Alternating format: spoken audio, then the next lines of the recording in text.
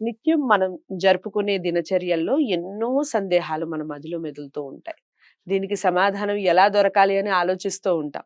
గుడికి వెళ్తాం, బడికి వెళ్తాం, బయట పూజలకు వెళ్తాం. కొన్ని కొన్ని సార్లు వ్రతాలు చేసుకుంటూ ఉంటాం. ఇది ఇంతేనా? ఇది నిజమేనా? ఇలా చేయటం వల్ల జరిగే అనర్థాలు ఏమిటి? అయ్యో! నా చేతిలో నుంచి కుంకుమ పడిపోయిందే, రేపు పసుపు ఇలా రాలిపోవడం ఏమిటి? ఇలా రకరకాల సందేహాలు మన మదిలో మెదులుతూ ఉంటాయి. అందులో నుంచి పుట్టిన ఒక సందేహమే ఇప్పుడు నేను అడగబోతున్నాను రఘుప్రియ గారిని. అందరూ ఖచ్చితంగా వీడియో లాస్ట్ వరకు చూడండి. మీకెలా అనిపించింది వీడియో అనేది కూడా కామెంట్ బాక్స్‌లో తెలియజేయండి.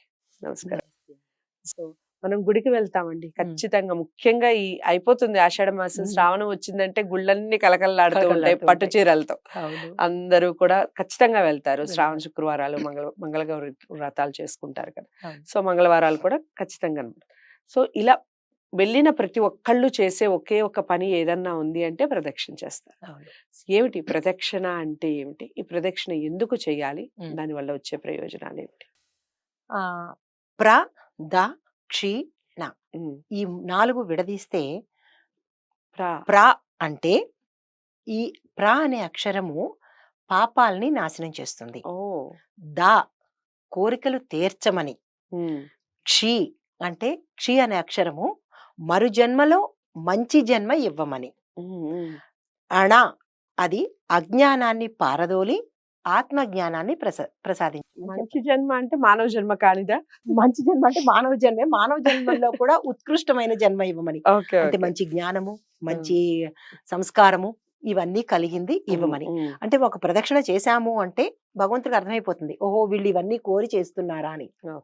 నెక్స్ట్ గంట కొడతాము. అవును, చాలా మంది ఒకసారి కొట్టి వదిలేస్తారు. లేదు 3 సార్లు కొట్టాలి. 3 సార్లు కొట్టాలి. ఒకసారి కొడితే ఇదైతే మా అమ్మ చెప్పింది, కాకపోతే కారణం ఏం చెప్పలేదు కానీ ఖచ్చితంగా 3 సార్లు కొట్టాలి. మొదటిసారి కొట్టి వదిలేస్తే మృత్యువు అంటే అపమృత్యువు. ఓకే. రెండోసారి కొడితే పాపాలని మనం ఇన్వైట్ చేస్తాం, అంటే లైక్ పాపాలు పోదు, ఎక్కువ పాపం చేసినట్టు అవుతుంది. మూడోసారి కొడితేనే భగవంతుడిని చేరుతుంది. తర్వాత మన చేతిలో అప్పుడప్పుడు ఒక్కొక్కసారి కుంకుమ పసుపు పడిపోతుంటాం. అవునవును. అందరూ మనం ఏమనుకుంటాము, అది అమ్మో అశుభము, ఏం జరిగిపోతుందో ఏమిటో అని గబుక్కని ఇలా ఇలా అనేసుకుంటుంటాం కదా. అలా కాదు. ఇప్పుడు మనం పిలిచి ఎదురకుండా ఒక్కొక్కరిని అమ్మ రండి అని ముత్తైదులకు బొట్టు పెడతాము. మరి భూమాతకి ఎవరు పెట్టాలా? మనం ప్రత్యేకంగా వెళ్లి భూమికి బొట్టు పెడతామా? ఎప్పుడైనా ఎప్పుడు పెట్టాం. గడపకి పెడతాము. గడప వేరు, భూమి వేరు. మరి ఆ భూమాత కూడా బొట్టు పెట్టుకోవాలని అనిపిస్తుంటుంది కదా. దాని అంతరార్థమే ఒక్కొక్కసారి మన చేతిలోంచి కుంకుమగా పడిపోతుంటుంది అనమాట. దాన్ని మనం అశుభంగా భావించక్కర్లేదు. మనం అది ఎత్తేదానికి ముందు అమ్మా తల్లి నీకు బొట్టు పెడుతున్నాను, ఆశీర్వదించు అని చెప్పడం. అంటే ఆవిడ ఆల్రెడీ పెట్టించేసుకుంది, ఒలికించేసుకుని. సో మళ్ళా మనం ఏం చేస్తామంటే అది వెంటనే గుర్తు తెచ్చుకుని, తల్లి నీకు నేను బొట్టు పెడుతున్నాను, ఆశీర్వదించు సుమంగళిగా అని మనం తిరిగి పెట్టేస్తే అది ఆ తల్లి కోరినట్టు అనమాట. ఇవి ఒక్కొక్క దానికి వెనకాల ఉన్న ఆంతర్యాలు అనమాట. సో చాలా అంటే చాలా చక్కగా చెప్పారు. సో ఈ ప్రదక్షిణ చేయటం వల్ల లాభాలు కూడా చెప్పేయండి. అంటే ఎలాంటి పుణ్యం దక్కుతుంది? ప్రదక్షిణ చేస్తే మీరన్నట్టుగా భగవంతుడికి ఒక ప్రదక్షిణ చేస్తే ఇవన్నీ తెలుస్తాయి. సో ఈ ఎన్ని ప్రదక్షిణలు చేయాలి? కొంతమంది 108 అని, అంటే మొక్కును బట్టి చేస్తూ ఉంటారు. మొక్కును బట్టి చేస్తారు. ఇలా చేయటం వల్ల నిజంగా వాళ్ళ కోరిన కోరికలన్నీ నిజంగా తీరిపోతాయా? తప్పకుండా. అయితే ఒక్కొక్క దేవుడికి ఒక్కొక్క ప్రదక్షిణాల సంఖ్య ఉంటుందన్నమాట. వినాయకుడికి 5, ఆంజనేయ స్వామికి 5, శివుడికి 21, విష్ణుమూర్తికి, వెంకటేశ్వర స్వామికి, అంటే విష్ణుమూర్తి అవతారాల్లో ఎవరికైనా 108. అమ్మవార్లకి, అమ్మవారిలో కూడా ఉగ్ర అమ్మవార్లు ఉంటారు, శాంత అమ్మవార్లు ఉంటారు, వాళ్ళకి 21. తక్కువలో తక్కువ ఏ మనిషి అయినా సరే 3 ప్రదక్షిణాలు కంపల్సరీ చేయాలి. శివుడికి మాత్రమే ప్రదక్షిణ చేసే విధి విధానం తేడా ఉంటుంది. డైరెక్ట్ గా మనం ఇలా ఇలా తిరిగేస్తుంటాము. శివుడికి నందికి మధ్యలోంచి మాత్రం మనం వెళ్ళకూడదు. అవును, చుట్టూ తిరిగి వెళ్తాము. తర్వాత పానవట్టం నుంచి వెనక్కొచ్చి మళ్ళా ఇటు వచ్చి చేస్తే ఒక ప్రదక్షిణ కింద లెక్క అవుతుంది. మనం ఇలా రౌండ్ గా తిరిగేస్తాము శివాలయంలో, కానీ శివుడికి మాత్రం ప్రత్యేకించి ప్రదక్షిణ విధానం వేరే ఉంటుంది. విష్ణుమూర్తి ఆలయంలో మనం ధ్వజస్తంభం నుంచి రావాలి యాక్చువల్ గా, కానీ అలాగా రాకుండా ఈ మధ్య కాలంలో రఘుప్రియ గారు ఇదొకటి మీరు ధ్వజస్తంభం అన్నారు కాబట్టి చెప్తున్నారు. గుడి ధ్వజస్తంభం లేని గుడిని అసలు ఊహించలేము, ఉండదు. ఉండదు. సో అందరూ ఆ ధ్వజస్తంభాన్ని ప్రదక్షిణ చేయటం అనేది కొన్ని గుళ్ళ దగ్గర చూస్తూ ఉన్నాం. అవును. అది కరెక్టే అంటారా? ధ్వజస్తంభం చుట్టూరు తిరగడం అనేది? ఒక్క ధ్వజస్తంభానికే తిరగకూడదు. హ్మ్. ధ్వజస్తంభంతో చుట్టుకుని ఉన్న స్వామిని గూడా తిరగాలి. ఓకే. అప్పుడే మనకి పూర్ణమైన ఫలితం వస్తుంది. చాలా గుళ్ళల్లో అండి ఈ హ్మ్. మధ్య కాలంలో అవును. ధ్వజస్తంభం చుట్టూ ధ్వజస్తంభం ప్రదక్షిణ చేయటం చూస్తూ చేస్తారు. ఉంటారు. హ్మ్. ధ్వజస్తంభాన్ని చూసేటప్పుడు ప్రదక్షిణ చేసేటప్పుడు కూడా ఒకసారి ఆకాశం వైపు మూలం చూసి అంటే హ్మ్. ప్రథమం చూసి అప్పుడు ప్రదక్షిణ స్టార్ట్ చేయాలి. ఓకే. అంటే ఏదో మనం అలాగా గానగెద్దు తిరిగినట్టు తిరిగేసేసామా, వెళ్ళిపోయామా, దండం పెట్టేసుకున్నాం. దండం పెట్టే విధానాల్లో కూడా చాలా మంది చాలా తప్పులు చేస్తున్నారండి. చెప్పండి ఇలా అది ఇలా కూడా. ఇలా అనేస్తున్నారు. హ్మ్. అంటే ఇలా ఇలా పాపం ఏదైనా పాపం జరిగితే ఇలా అనుకుంటారు. ఆ!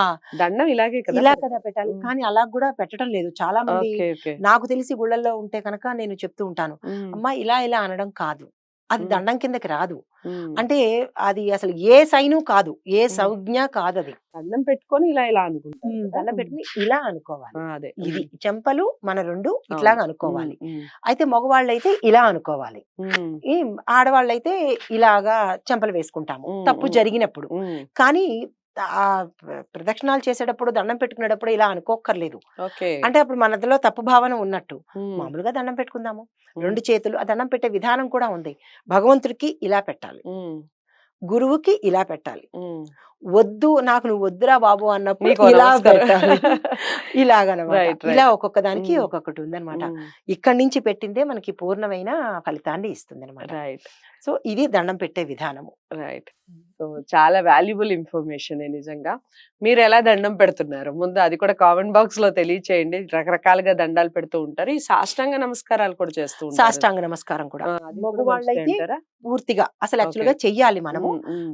మగవాళ్ళైతే పూర్తిగా వాళ్ళ శరీరం మొత్తం భూమిదేవిని తాకాలి. ఓకే. ఆడవాళ్ళు మాత్రము తాకకుండా హ్మ్. తల మాత్రం వంచి, చేతులు ఇలా పెట్టి, శిరస్సు మీద నుంచి చేతులు పెట్టి, హ్మ్. కాలు కుడి కాలు మీద ఎడం కాలు వేస్తాము. ఓకే. ఓకే. వెనకాల. ఆడవాళ్ళు మాత్రం ఛాతీని హ్మ్. భూమికి పెట్టకూడదు. హ్మ్. మగవాళ్ళు మాత్రం సాష్టాంగ నమస్కారం చేయాలి. ఓకే. కొంతమందికి ఇప్పుడు కాళ్ళు, మోకాళ్ళ నొప్పులు అట్లా ఉండడం వల్ల నిలబడే దండం పెట్టుకుంటున్నారు గానీ, హ్మ్. సాధ్యమైన వాళ్ళు మాత్రం ఇట్లాగ నమస్కారం పెట్టుకుంటేనే పూర్ణ ఫలితం వస్తుంది. ఓకే.